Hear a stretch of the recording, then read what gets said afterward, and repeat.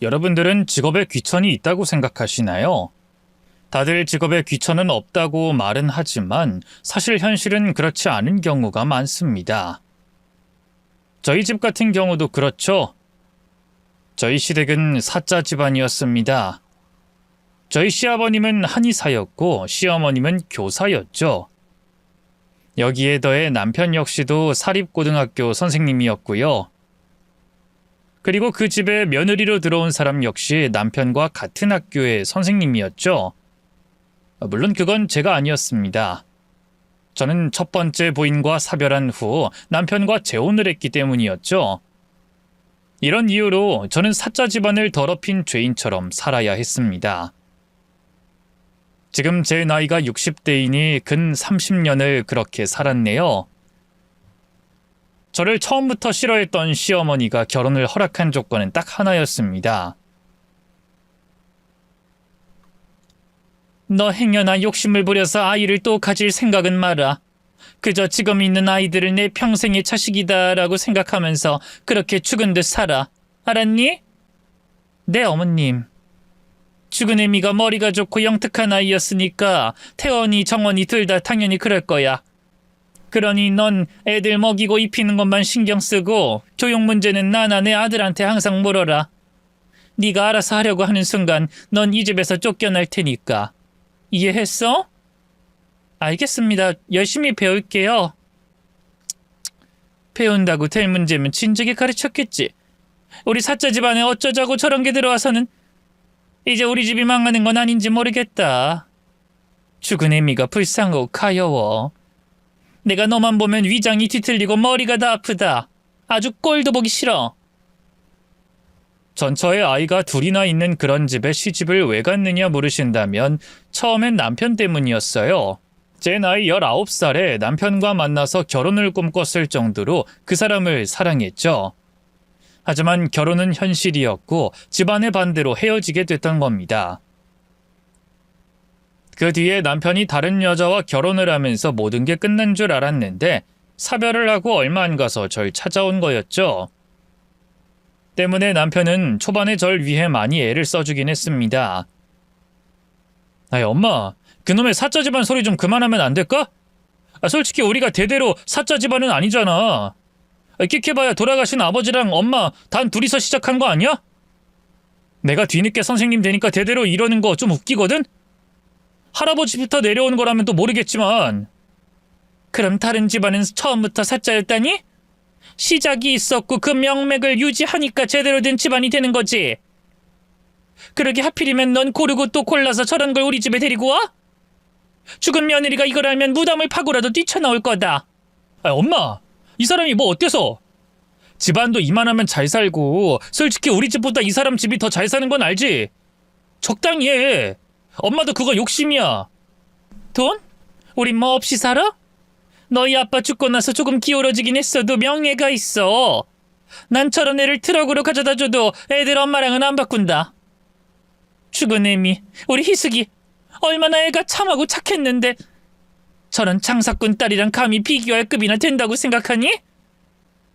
그렇게 말하면서 혼수를 그렇게 받아챙기고 엄마는 양심이 좀 있어봐. 또 뭐? 우리 희숙이? 희숙이도 살아생전에 엄마가 좀 괴롭혔어? 그 누굴 데리고 와도 싫다고 할 거면서 시끄러! 혼수는 당연한 거지. 여기서 그걸 왜 말해? 저 털 떨어진 놈. 그래, 너 어디 한번 네가 그렇게 좋다는 년이랑 살아봐라. 살아보고도 그런 말을 해봐. 딱 두고 보마. 그 잘난 사랑이 언제까지 가는지. 나중에 왜 결혼 더 안 말렸냐고 원망이나 하지 마라. 솔직히 초반엔 정신이 없었습니다. 시어머니가 절 싫어하는 것, 또 남편이 저 때문에 계속 싸우는 것도 신경 쓸 틈이 없었죠. 바로 아이들을 돌봐야 했기 때문이었어요. 겨우 100일이 지난 딸 정원이와 4살 태원이까지 제품이 낯선 지 계속 울어대는 통에 너무 힘들었죠. 조금만 열이 나도 손발이 떨렸고 행여나 제가 잘못하고 있는 건지 내내 불안해했었습니다.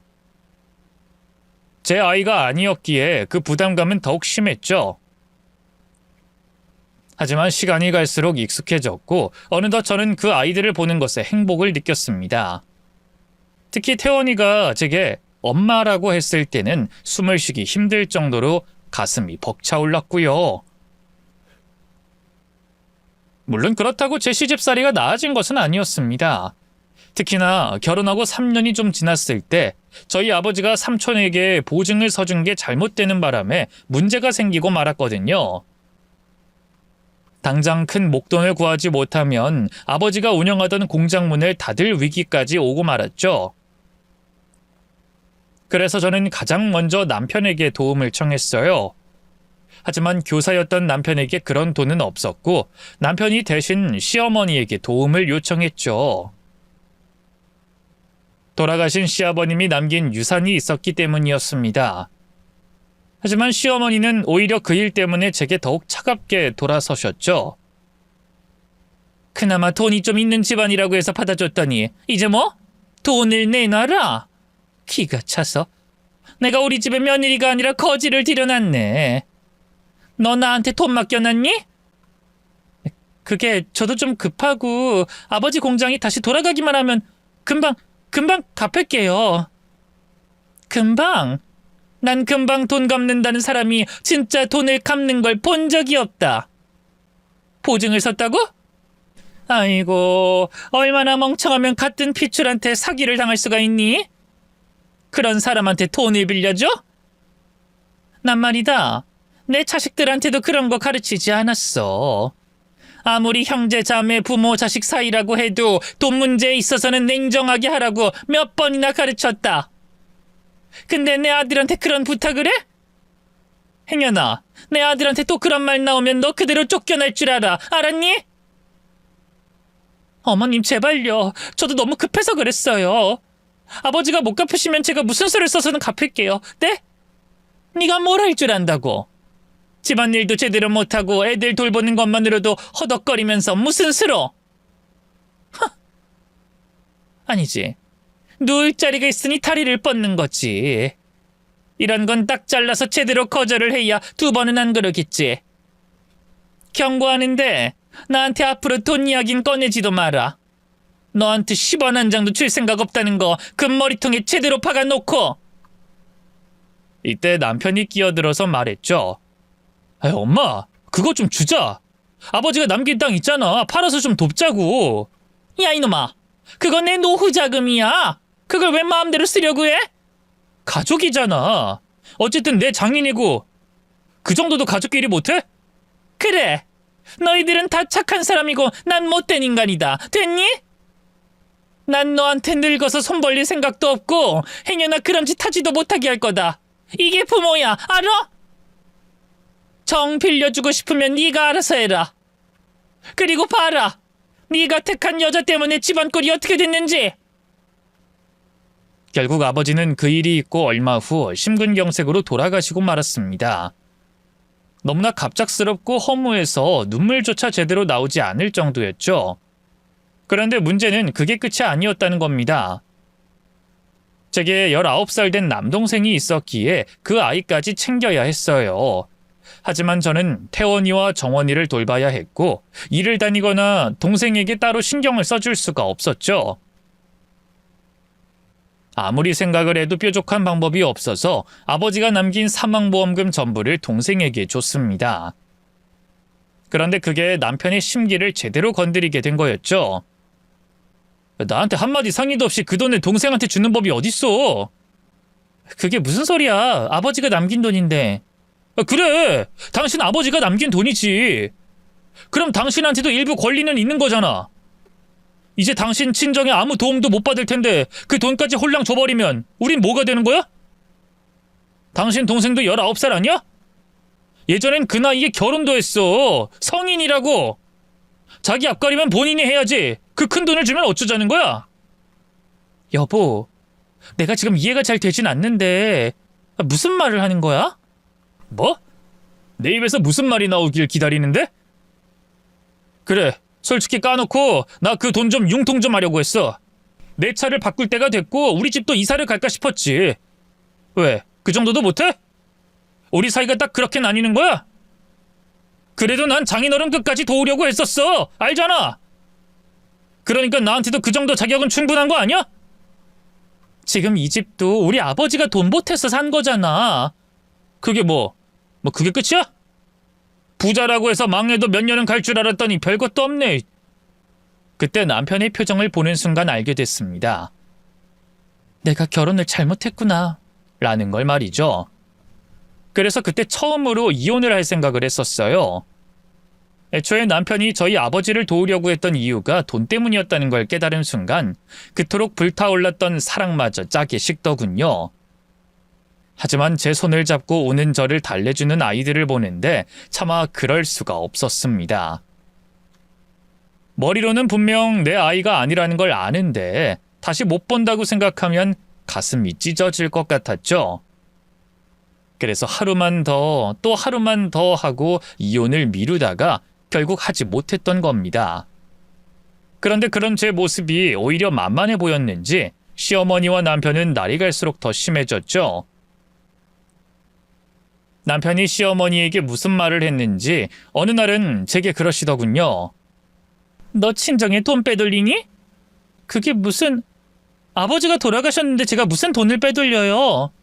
내가 아들한테 들어보니까 남동생한테 돈을 줬다는데 맞니? 아니에요. 아버지 보험금 그걸 준 거고 여기서 돈은 빼돌린 적이 없어요. 너도 참 뻔뻔하다. 하나를 보면 열을 알지. 그 돈만 줬을까? 너 가계부 쓴 거 가지고 와. 내가 앞으로 여기 올 때마다 계속 검사할 테니까.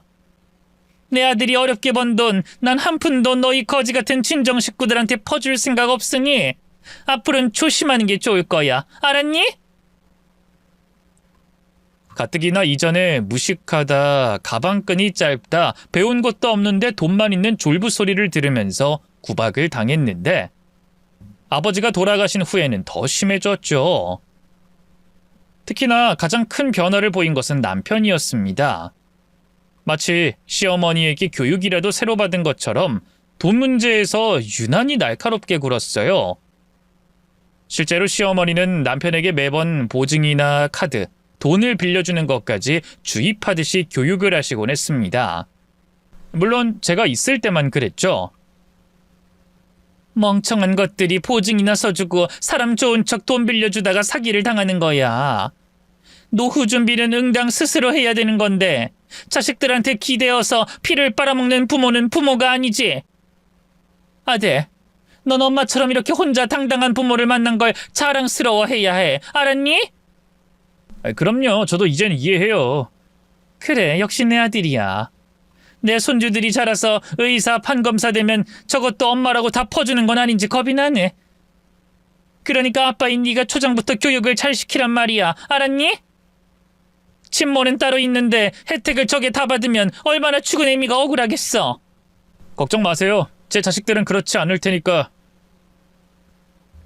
실제로 남편은 아직 어린 아이들에게도 그런 교육을 시켰습니다. 이기적으로 살아야 한다는 등 부모 자식 사이라고 해도 돈 거래는 하지 말라는 말을 하곤 했죠. 그리고 어느 순간부터는 빌어먹을 사자 이야기까지 했습니다.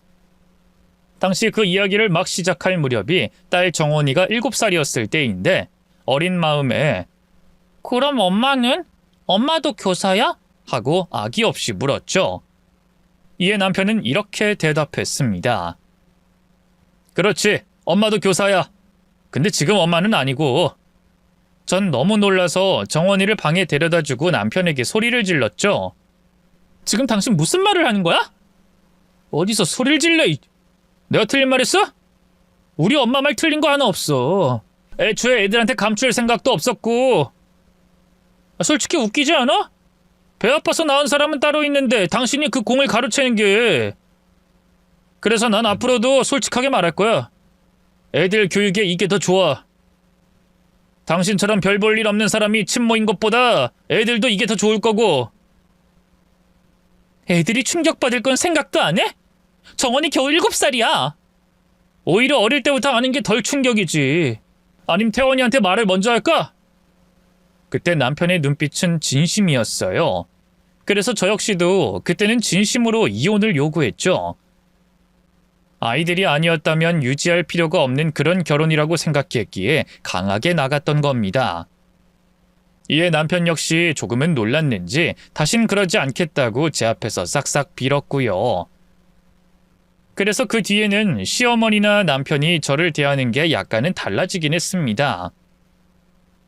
뒤에서는 뭐라고 하는지 몰라도 적어도 앞에서는 아이들에게 이상한 말을 하는 건 없어졌죠. 하지만 결국 그 교육의 힘은 제대로 발휘되고 말았습니다. 일이 벌어진 것은 남편이 퇴직을 한 이유였어요. 퇴직을 할 나이가 아니었음에도 학교가 통합되면서 어쩔 수 없이 나오게 된 거였습니다. 제게는 유독 살가웠던 아들 태원이의 변화가 첫 번째였죠. 앞으로 내 방에 들어오지 마. 내가 알아서 치울 테니까. 아들, 엄마가 혹시 뭐 실수했어? 방에 물건을 하나도 안 건드렸어. 정말이야. 됐다고. 몇 번을 말해. 필요 없다고 하잖아. 그니까 제발 적당히 좀 해. 내 친엄마도 아닌 주제에 엄마인 척 가식 떨지 말라는 말이야. 뭐? 태연이 너 그 소리 어디서 들었어? 어디서 듣든 말든 사실 아니야? 그니까 제발 우리 선 좀 지키자고 선. 처음엔 제가 친모가 아니라는 충격과 사춘기가 겹친 거라고 생각은 했었어요. 하지만 그게 아니었죠. 태원이에 이어서 딸인 정원이 역시 제게 거리를 두기 시작했기 때문이었습니다. 뿐만 아니라 학교에서 사고까지 쳐서 몇 번이나 불려갈 정도였네요. 당연히 시어머니와 남편을 의심했지만 어차피 벌어진 일이라 수습할 방법도 없었죠. 그저 발만 동동 구르며 아이들에게 계속 다가가려고 했지만 소용이 없었네요. 그런데 안 좋은 일은 한 번에 다 일어나는 것처럼 또 다른 문제가 연속해서 터진 겁니다. 바로 시어머니가 사기를 당했던 거죠.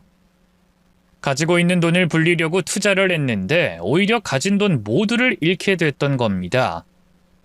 뿐만 아니라 아는 지인, 친척들까지 모두 한 번에 터진 거였죠. 이 일로 저희 집도 완전히 발칵 뒤집히고 말았습니다.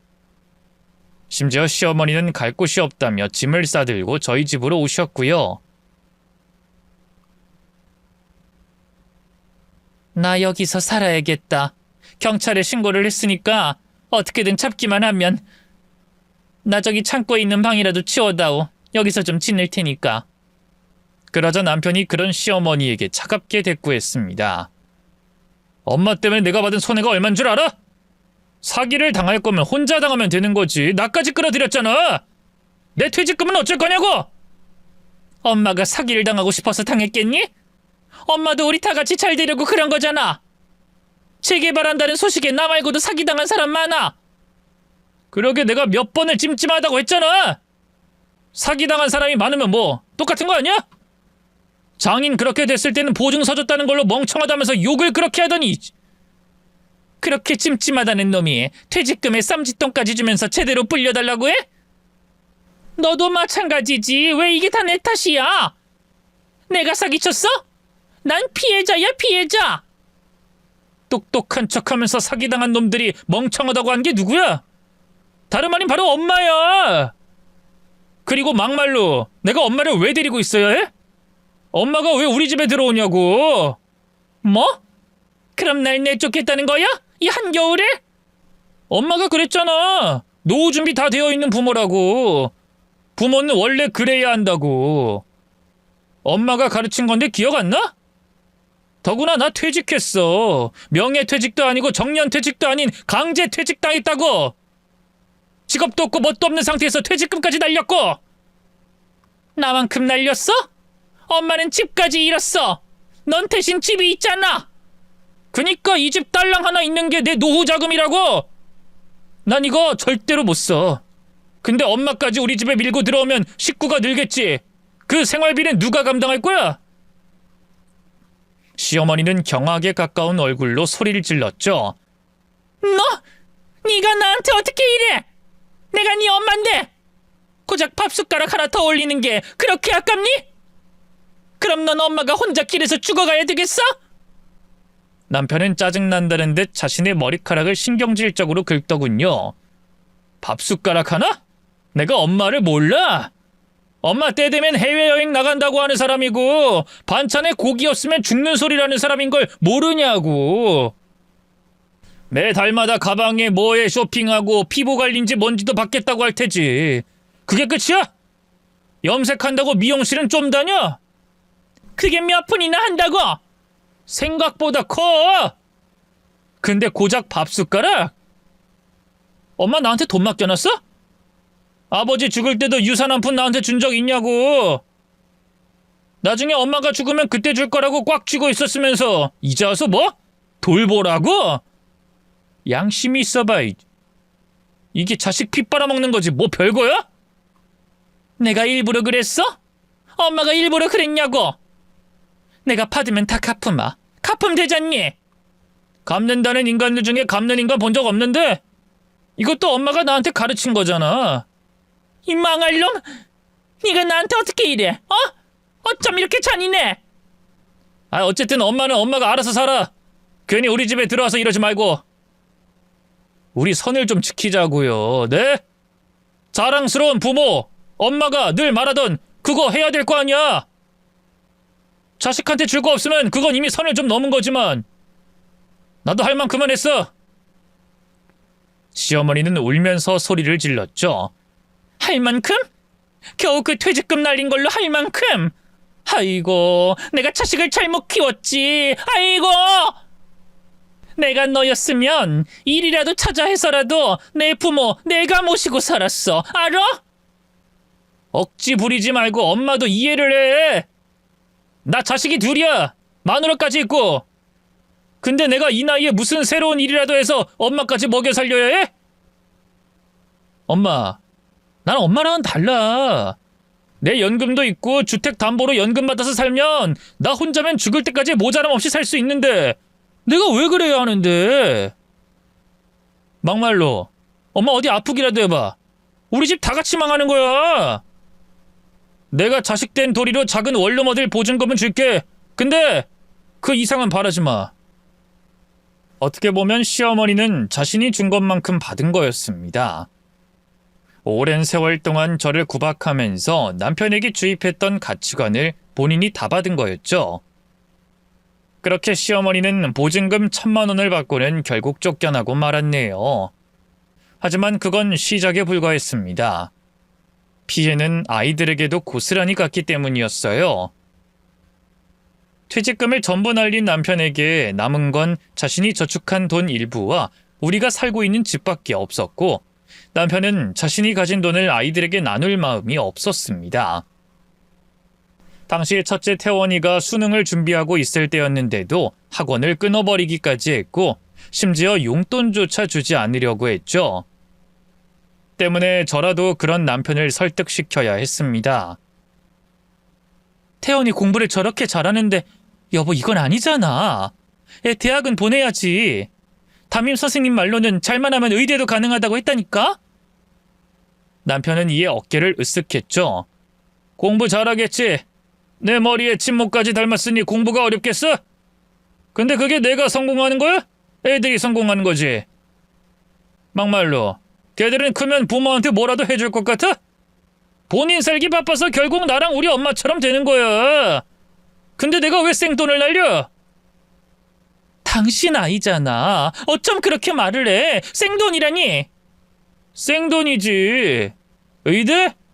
당신은 가방끈이 짧아서 모르는 모양인데 거긴 들어가서도 온통 돈질을 해야 되는 곳이야. 알긴 알아?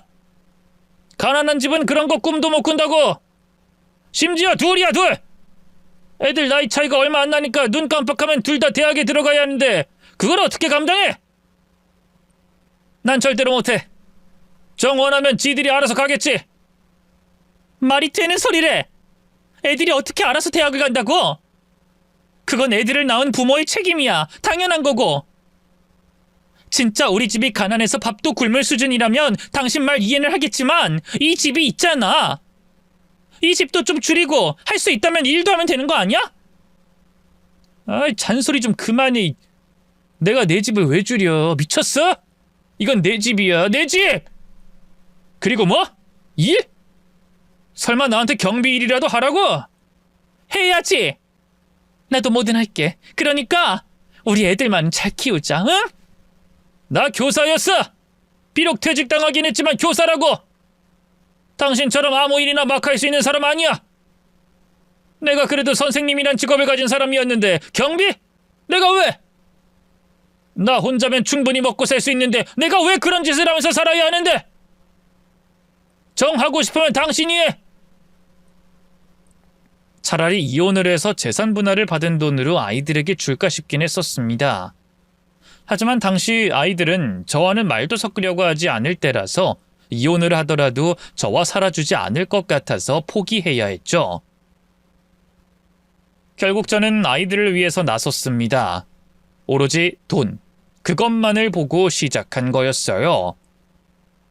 마트, 청소, 편의점 다 알아봤지만 제가 원하는 만큼 돈을 받지 못했고 결국 제가 선택한 것은 노가다였습니다.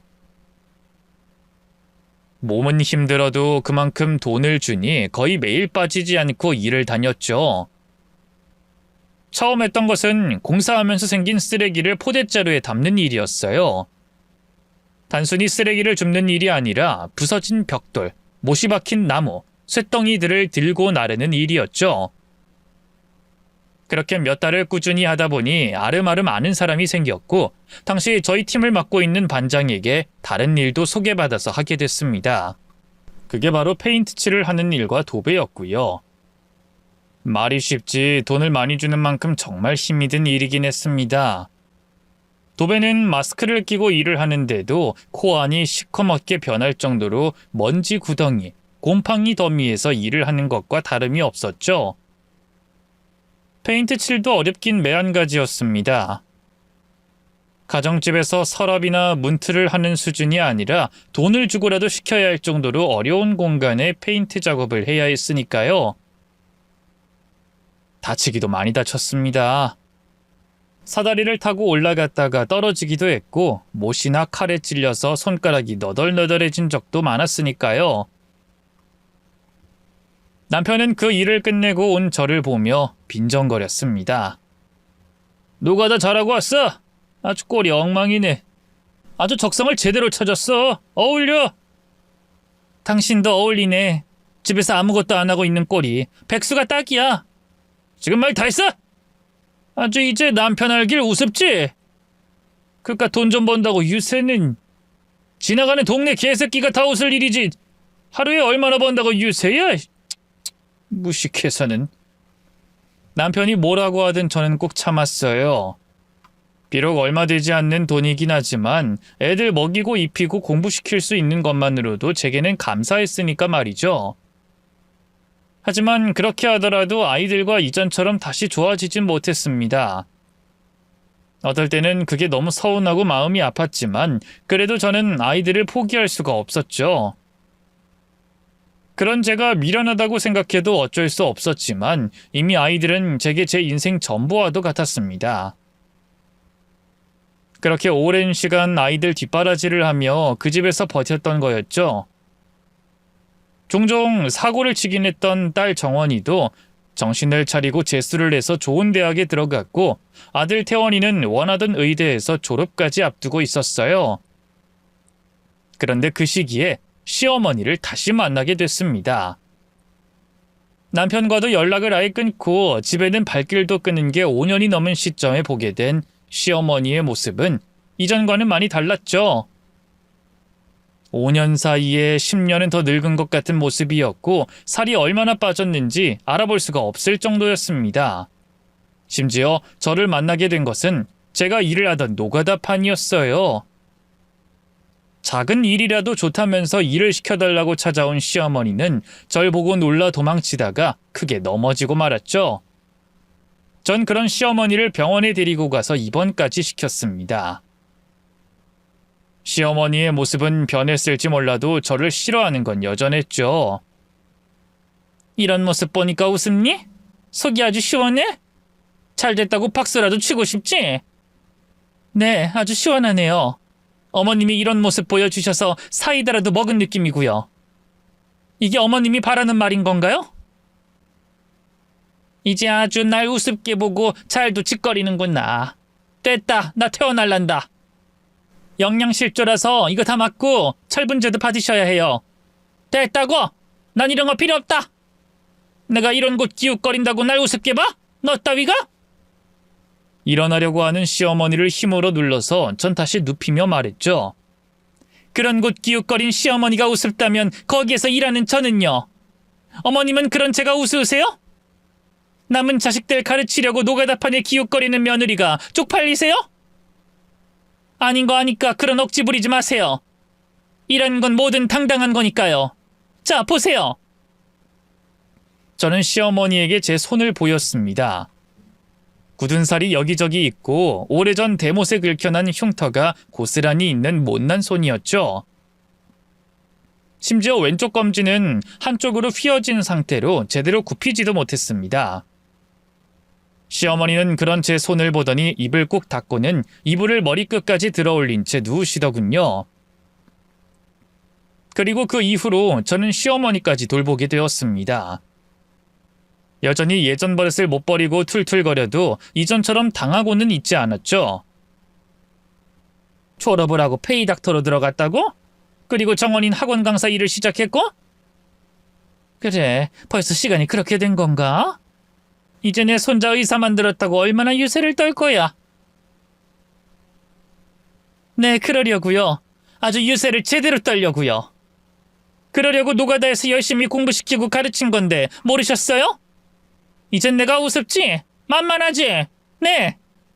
예전엔 어머님 눈도 못 마주치고 내내 하는 며느리였지만 노가다판 뛰면서 저도 많이 단단해져서 이 정도 구박은 괜찮거든요. 얼른 식사나 마저 하세요. 또 실려가지 말고. 잘 먹으면 뭐해? 내가 빨리 죽어야 네가 편하지. 아니야? 아니거든요? 빨리 죽으면 제가 유세 떠는 거 보지도 못하니까 오래오래 사시면서 유세 떠는 건 제대로 보고 가셔야죠. 그래야 제가 속이 후련하죠. 못된 것. 나쁜 것! 말은 그렇게 하긴 했지만 시어머니는 몸이 많이 약해진 상태였습니다. 결혼 생활 내내 저를 구박했던 시어머니를 돌보는 게 저에게도 그리 유쾌한 일은 아니었음에도 점점 생명력이 빠져나가는 게 눈에 보일 정도였기에 차마 외면을 할 수 없는 상태였죠. 그러다 결국 거동이 불편해졌을 무렵에는 요양원으로 옮기기까지 해야 했습니다. 하루는 시어머니를 휠체어에 태우고 산책을 하는데 그러시더군요. 내가 너한테 참 잘못을 많이 했어. 그때 사돈을 좀 도왔다면, 그랬다면 나는 후회한다. 뼈저리게 후회하고 있어. 너한테 상처 준 말, 널 구박했던 것들 모두 용서를 받지 못할 거라고 생각한다. 설령 내가 죽어간다고, 불쌍해 보인다고 그 죄를 용서하지 마라. 용서받을 수 없다는 걸 너무나 잘 아니까. 하지만 미안해. 정말로 미안하다, 아이미야. 정말로 많이 미안해. 그리고 고맙다. 어머님, 왜 또 약한 소리를 하세요? 하지 마세요. 진짜 미안하면 살아서 더 저한테 잘해주세요. 그게 저한테 제대로 갚는 길이니까요. 아시잖아요. 그러니까 나도 그렇게 하고 싶은데 그렇게 못할 것 같아. 아무래도 내가 죽을 날이 가까워진 것 같아 그래. 애미야. 시어머니가 갑자기 제 손을 잡고는 제 눈을 보시더군요. 말씀하세요. 이혼해. 이혼해서 더 좋은 사람 만나. 나도 안다. 남은 애들 눈에 밟혀서 못 떠나는 거. 근데 그렇게 10년 또 20년 살다가 영영 못 떠나는 거야. 떠나서 네 인생 살아라. 비록 내 아들이지만 그놈이랑 평생은 아니야. 이건 진심이야. 마지막으로 내 손녀 손주들 좀 보게 해다오. 그 녀석들한테도 할 말이 있어서 그래. 그리고 바로 얼마 뒤에 태원이 정원이를 만나고 돌아가셨습니다. 남편은 어머님이 돌아가신 후에 장례식에서나 얼굴을 비췄고요. 평생을 자신을 돌봐준 어머니가 돌아가셨는데도 눈물 한 방울 흘리지 않았던 게 바로 남편이었습니다. 오로지 생전에 자신에게 얼마나 피해를 줬는지에 대해 말하며 시어머니 앞으로 들어온 조의금을 챙길 핑계를 댈 뿐이었죠. 당연히 저는 그런 남편과 이혼을 하려고 했습니다. 단순히 시어머니의 유언 때문이 아니라 저 자신을 위한 선택이었죠. 하지만 남편은 이혼을 하려고 하지 않았습니다. 실제로도 제가 소송할 수 있는 조건 자체도 되지 않았고요. 퇴직을 했을 뿐이지 결혼 생활을 충실히 이행했던 것도 사실이었고 그간 제게 했던 막말에 대한 부분도 별다른 증거가 없었습니다. 이혼은 뭐 아무나 하는 줄 알아? 감히 내 재산을 가로채려고 이혼을 요구해? 그 나이 먹고 이혼해서 뭐 하려고? 그냥 하던 것처럼 참고 살아. 어차피 그놈이 그놈이야. 내가 누구랑 살려고 이러는 것 같아? 애들 다 키웠고 작은 애 졸업만 남았어. 이제 당신이랑 더 살 이유도 필요도 없어서 하려는 거야. 이혼해. 이혼해 달라고. 그럼 재산 다 포기해. 그거 아니면 절대 이혼 못해. 내가 왜? 내가 왜 포기해야 하는데? 결혼하고 평생 아이들 키우면서 살았어. 이 집의 반은 내 거야. 나한테 충분히 권리 있다고. 그리고 정확히 내 아버지가 남긴 재산이기도 해. 뭐 어쩔 건데? 어차피 내 명이야. 그리고 그렇게 애들 생각하는 사람이 애들이랑 사이가 그 모양이야? 참 잘도 키웠네. 그렇게 열심히 키워서 결국 태원인 당신한테 엄마 소리 한 번은 안 하고 정원인 기숙사로 도망을 치냐? 자식 농사 개판을 내놓고 좋은 엄마인 척하는 거 역겨워. 알아? 내가 변호사랑 다 이야기해봤어. 이혼 절대 못해. 알아? 할 거야. 무조건 할 수 있어. 증거는 찾아보면 나올 테니까.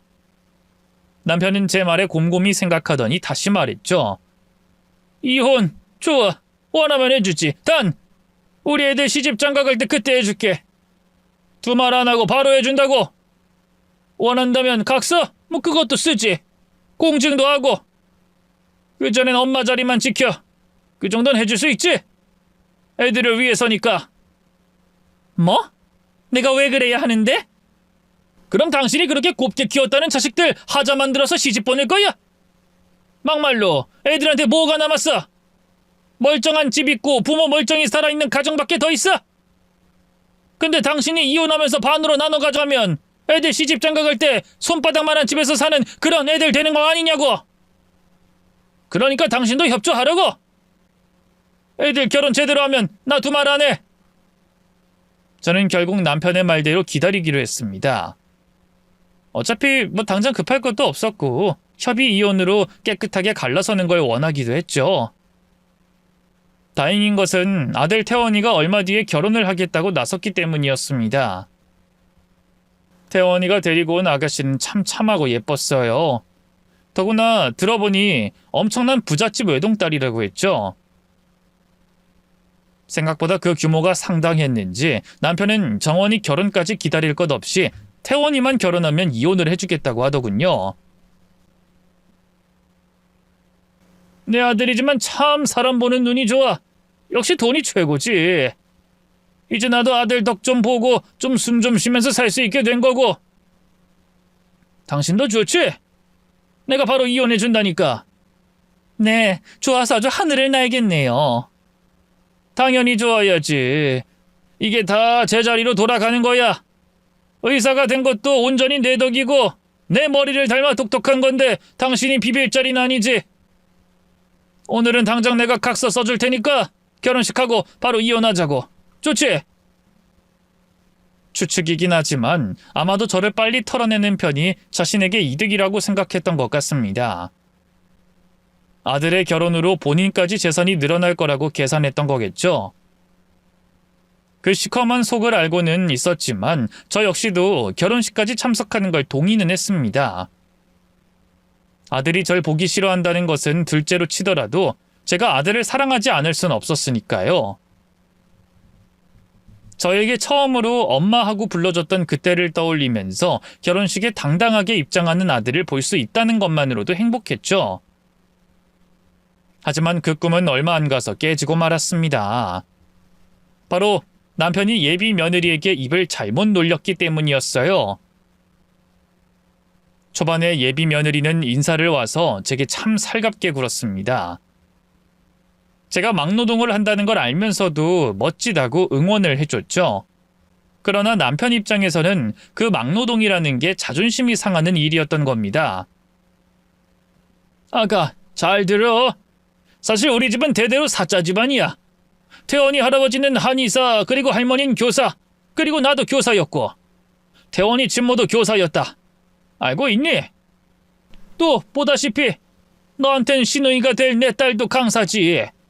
입시학원에서 유명한 강사야. 태원인 의사고. 남편의 말에 아가씨는 고개만 끄덕였고 혼란스러운지 제 눈치를 살폈죠. 이때 태원이가 나섰습니다. 아빠, 제발 좀 적당히. 왜? 내가 뭐 틀린 말 했어? 쟤도 우리 집 식구가 될 거면 알아야지. 자기 시어머니가 노가다 하는 그런 사람이라고 알고 있으면 되겠어? 저 여잔 태원이 친모가 아니고 친모도 나랑 같은 교사였다는 거 알아야지. 그래야 아가씨 집안에서도 수긍하고 이해를 할 거 아니니? 교육자, 의사 집안이었다는 거, 그게 얼마나 중요한 부분인데. 그 뒤로 문제는 점점 꼬여갔습니다. 제가 아들의 친엄마가 아니라는 사실을 다 알게 된 모양인지 상견례 당일 안사돈에게 전화가 왔더군요. 그리곤 초반엔 쓸데없는 말들을 우선 늘어놨습니다. 아시는지 모르겠지만 저희 딸도 배울 만큼 배웠습니다. 그리 이름 있는 대학은 아니지만 대학 졸업해서 독일 유학까지 다녀왔고 집안도 훌륭한 편이죠. 그래서 솔직히 의사 사위? 저희 쪽에서도 그렇게 반갑진 않아요. 애가 좋다고 하니 저희도 억지로 허락을 한 거지. 집안으로 보면 확실히 키우는 건 어쩔 수 없으니까요. 아, 네. 많이 걱정하고 염려하는 마음 충분히 이해합니다. 아셨다니 이야기하기 쉽겠네요. 저희 쪽에서 사위 병원 개원을 해줄 생각입니다.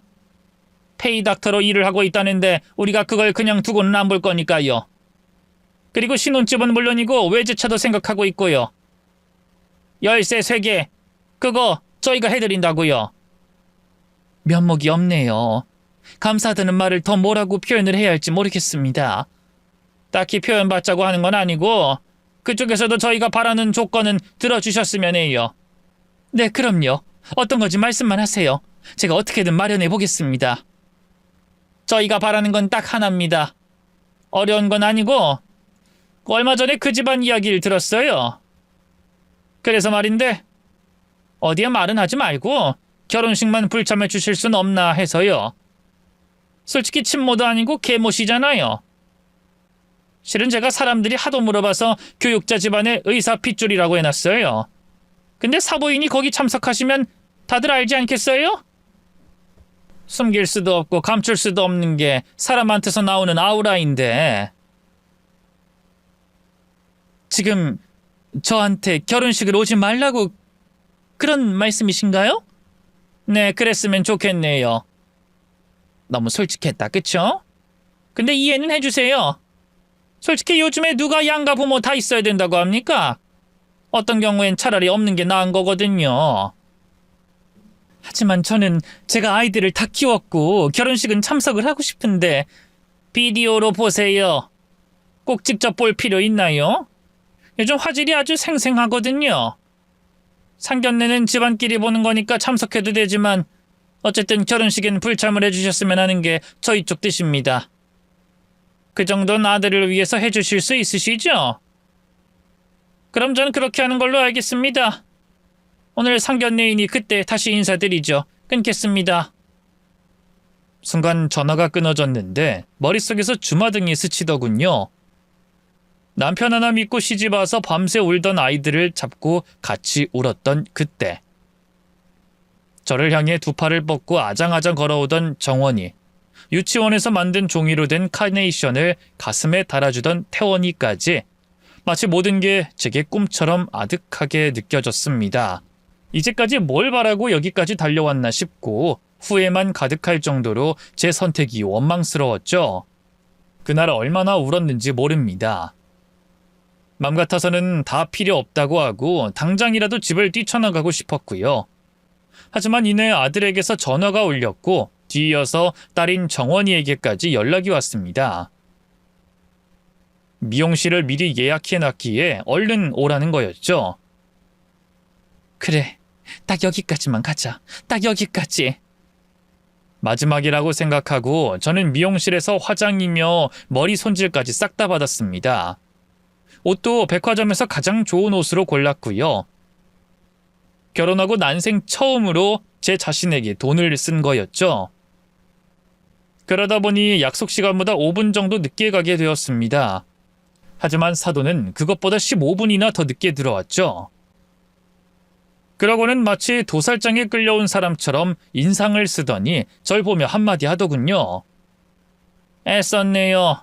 그렇게까지 꾸미고 오실 줄은 몰랐는데 제법 잘하고 오셨어요. 그러자 예비 며느리가 피식 웃었죠. 엄마도 참. 어머님 부끄럽게 왜 그런 말을 해. 적당히 넘어가야지. 힘 잔뜩 주고 오셨는데. 그게 바로 자격지심이라는 거야. 사자 집안에서 혼자만 노가다를 하시니 그 마음이 오죽하시겠니?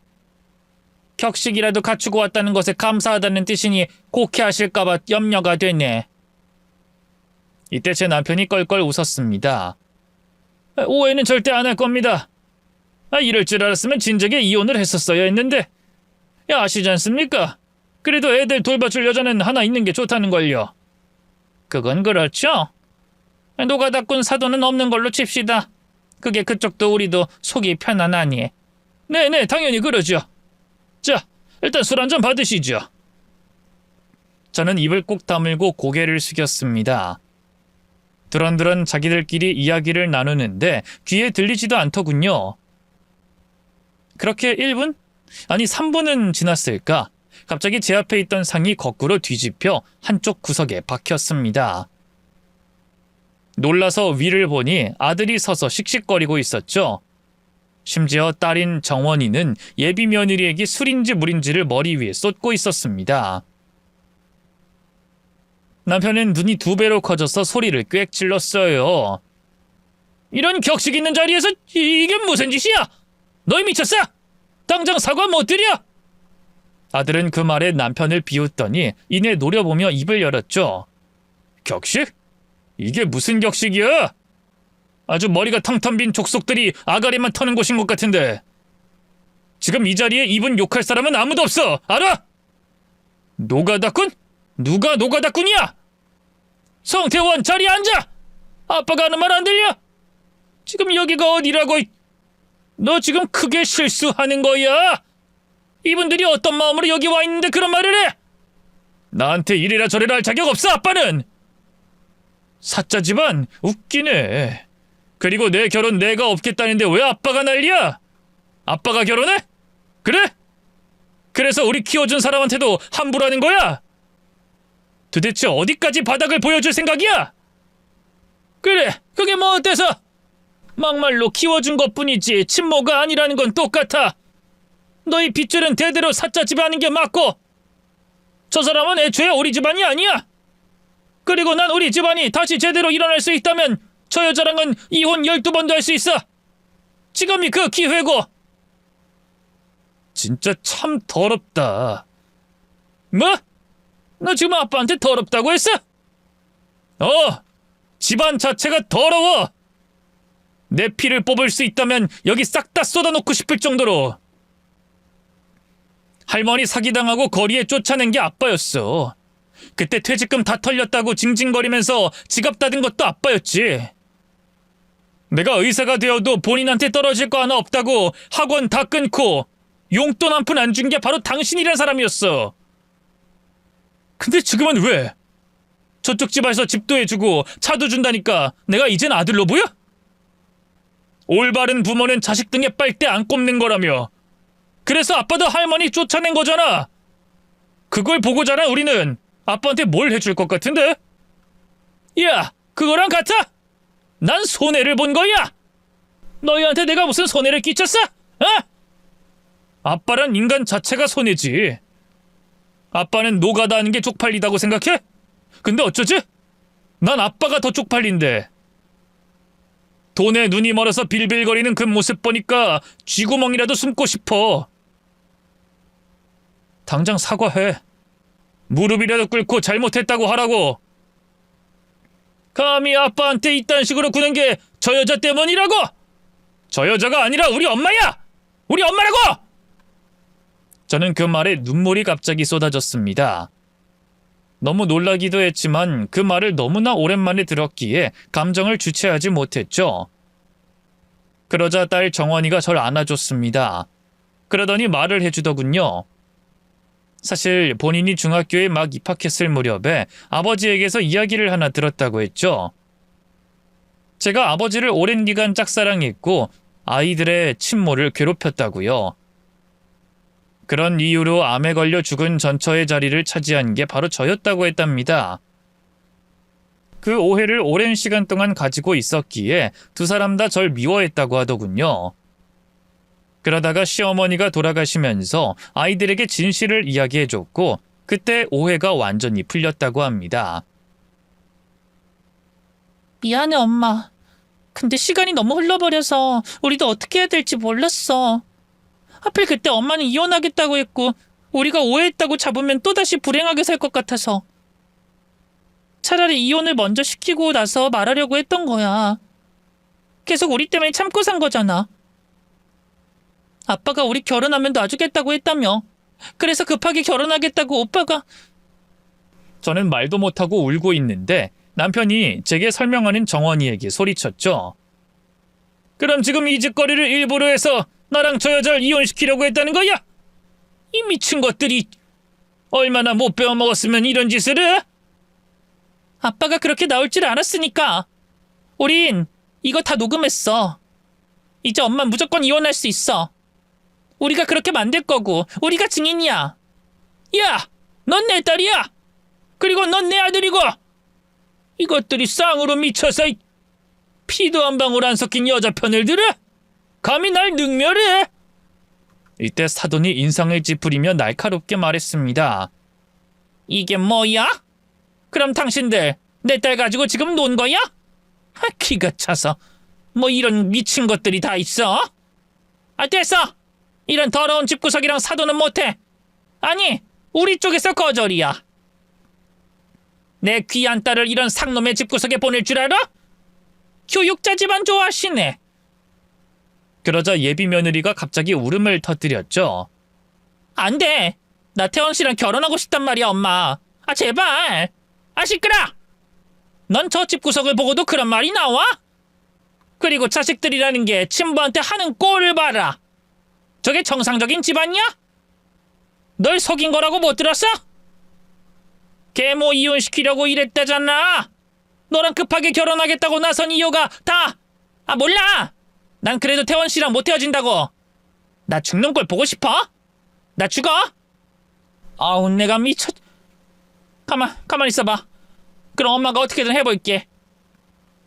이에 제 아들은 한숨을 푹 쉬고는 입을 열었습니다.